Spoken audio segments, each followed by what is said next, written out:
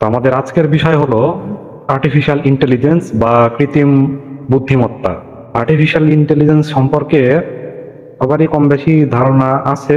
এই আর্টিফিশিয়াল ইন্টেলিজেন্সে অনেক কিছুর সাথেও সম্পর্ক আছে, সরাসরি সম্পর্ক বা এর মূল ভিত্তিটাই হচ্ছে artificial intelligence. What is AI? Artificial intelligence বা কৃত্রিম বুদ্ধিমত্তা হলো এই মানুষের বুদ্ধিমত্তার একটা সিমুলেশন, যেটা মেশিন বা বিশেষ করে কম্পিউটার সিস্টেমের সাহায্যে এটাকে পরিচালনা করা হয়। মানে এই আর্টিফিশিয়াল ইন্টেলিজেন্সের মূল ভিত্তি হলো কম্পিউটার সিস্টেম, মানে কম্পিউটারাইজড ব্যবস্থা থাকবে। এখানে আমরা দেখতে পাচ্ছি আর্টিফিশিয়াল ইন্টেলিজেন্সের কিছু উদাহরণ। প্রথমত ভয়েস অ্যাসিস্ট্যান্ট, চ্যাটবট,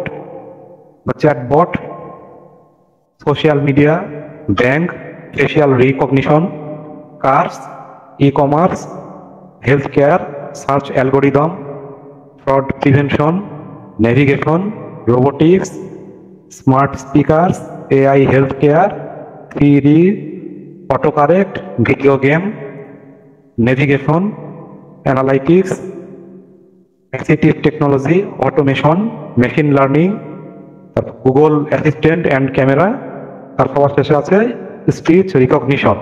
আর্টিফিশিয়াল ইন্টেলিজেন্সের আবিষ্কারক অ্যালান ম্যাথিনসন টিউরিং, ইনি হলেন একজন ব্রিটিশ কম্পিউটার সায়েন্টিস্ট।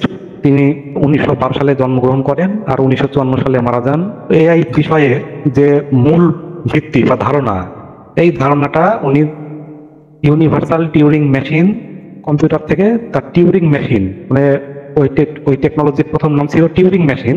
ইনি ইউনিভার্সাল যে টিউরিং মেশিন, তার মূল আবিষ্কার ছিল টিউরিং মেশিন। সেইখান থেকে তিনি মূল ভিত্তি, সেই মূল ভিত্তি থেকে প্রথমবারের মতো কম্পিউটার তার সাহায্যে 1936 সালে এই এআই এর প্রথম ধারণাটা তিনি নিয়ে আসেন। মানে এটা প্রথম এআই সম্পর্কে এক কথায় বললে তিনি ধারণা দেন। এরপর 1950 সালে গিয়ে তিনি সর্বপ্রথম সরাসরি আর্টিফিশিয়াল ইন্টেলিজেন্সের উপর একটি টেস্ট বা পরীক্ষা দেখান। তো এরপর থেকেই আর্টিফিশিয়াল ইন্টেলিজেন্স ধীরে ধীরে বিভিন্ন বিজ্ঞানীর হাত ধরে, বিভিন্ন প্রযুক্তি বিশেষজ্ঞের হাত ধরে এই পর্যায়ে পৌঁছেছে। তো এআই এর বিভিন্ন শাখা প্রশাখা আছে। এর মূল শাখা প্রশাখা হচ্ছে 4টি। এটা হচ্ছে প্রথমত রিঅ্যাক্টিভ মেশিনস, মানে সেই সকল যন্ত্রপাতি যেগুলো সরাসরি এটা সাড়া প্রদান করে বা রিয়াকশন দেখায়। তারপরে হচ্ছে লিমিটেড মেমোরি। মেমোরি বলতে তো আমরা সবাই জানি এটা এসডি কার্ডও হতে পারে, আবার পেন ড্রাইভও হতে পারে, হার্ড ড্রাইভ হতে পারে, বা যে কোনো ড্রাইভ হতে পারে, বা যে কোনো মেমোরি হতে পারে। এখন এইটার যে একটা লিমিটেশন থাকে, তো এটার যেটা লিমিটেশন থাকে, এই লিমিটেশনটাকেই এআই ক্যাটাগরির মধ্যে পড়ে। থিওরি অফ মাইন্ড, মানে মানুষ হিসাবে আমরা কে কি চিন্তা করি, কে কে কেমন মেন্টালিটি ধারণ করি, এই বিষয়টা এখন রোবটের সাথে বা কৃত্রিম ভাবে এটা সামঞ্জস্য করা হয়। সেলফ অ্যাওয়ার এআই, মানে আত্মসচেতন এআই। এখানে এআই মানুষের মতো নেচার থেকে বা প্রকৃতি থেকে যত রকম বিপদ বা ক্ষতি হবে সেগুলো সেইখান থেকেই, তার উপর ভিত্তি করেই তার নিজে থেকে একটা সচেতনতার একটা বিষয় নিজেদের মধ্যে ডেভেলপ করে। মূল কম্পোনেন্ট বা উপাদান হচ্ছে 5টি: লার্নিং, রিজনিং, প্রবলেম সলভিং, পারসিপশন, আর হচ্ছে ল্যাঙ্গুয়েজ আন্ডারস্ট্যান্ডিং।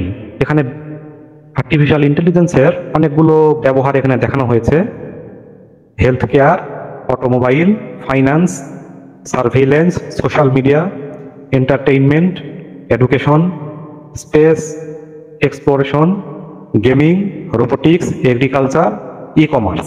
তো বর্তমানে এই সবার উপরে বা সবচেয়ে বেশি এই 5টি এআই ট্রেন্ড বা এআই যে একটা ট্রেন্ড বলতে আমরা যা বুঝি, এটা একটা প্রবণতা যে সব থেকে বেশি যেটা কিভাবে এটা চালু হচ্ছে বা কিভাবে চলে আসছে।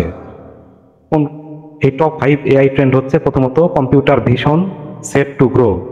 মানে কম্পিউটারের সাহায্যে এআই কে এটা ডেভেলপ করা হয়। কম্পিউটার ব্যবহার করে এটা হতে পারে বিভিন্ন রোবট বা বিভিন্ন সফটওয়্যার যা অটোমেটিক বা সরাসরি এআই পদ্ধতিতেই কাজ করবে। Boost to autonomous vehicle industry, চালকবিহীন গাড়ি চালু হয়েছে, এটাও এই আর্টিফিশিয়াল ইন্টেলিজেন্সেরই অবদান। তারপর আসে chatbots and virtual assistants to get smarter. Chatbot সম্পর্কে আমরা সবাই কম বেশি জানি, যেমন গুগলের ক্ষেত্রে কর্টানা যেমন আসে, আমরা যা বলি সে কথার উপর ভিত্তি করে সে রেজাল্ট দেখায়। এ বট হচ্ছে যে একটা সফটওয়্যার আকারে, সফটওয়্যার হিসাবে কোনো ডিভাইসের মধ্যে ইনক্লুড করা থাকে, এটা মোবাইলেও থাকে, কম্পিউটারেও থাকে। সলিউশন টু মেটাভার্স, এটা বিভিন্ন প্রযুক্তিক একটা সমস্যার সমাধান করে পরিবেশের উপর ভিত্তি করে বা মানুষের দেওয়া যে নির্দেশনা অভিজ্ঞতার উপর ভিত্তি করে সেই অনুযায়ী এটা পরিচালিত হয়।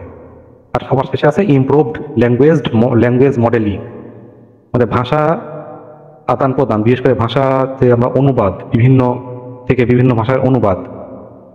তো পৃথিবীতে হাজার হাজার ভাষা আছে, তো এই অনুবাদ করতে গেলে এই এআই এর সাহায্যে সময় অনেক কম লাগে, এটা দ্রুতই করা যায়।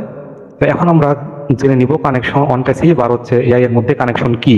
মার্কেটিং টুলস, তারপর কাস্টমার রিলেশনশিপ ম্যানেজমেন্ট, তারপর automation, digital transformation, communication channels, business process and management, আর ভাইটাল বিজনেস ইনফ্রাস্ট্রাকচার টুলস।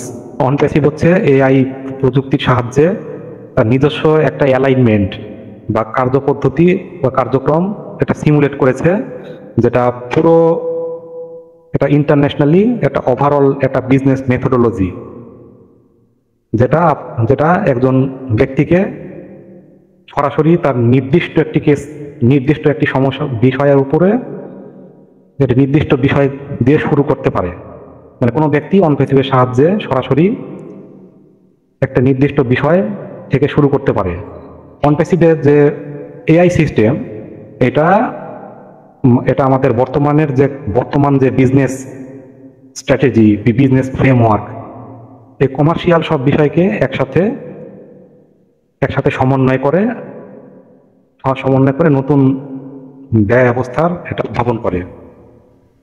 তো অন প্যাসিভ টেকনোলজির সাহায্যে আমরা পটেনশিয়াল এআই ড্রাইভ ইনোভেশন, এই অন প্যাসিভ টেকনোলজির সাহায্যে মানে এআই এর পদ্ধতিতে বিভিন্ন রকম অটোমেটিক বা নতুন নতুন যন্ত্রপাতি বা নতুন সফটওয়্যার, বা যেটা আমরা অন প্যাসিভে যেটা দেখি, একটা সফটওয়্যারের মধ্যে বিভিন্ন একাধিক কাজের জন্য আলাদা আলাদা রকম সফটওয়্যার, যা বর্তমান সফটওয়্যারের সাহায্যে সফটওয়্যারের চাইতে ফিচার অনেক বেশি আছে, কারণ এগুলোতে এআই পদ্ধতিতে চালিত হয়।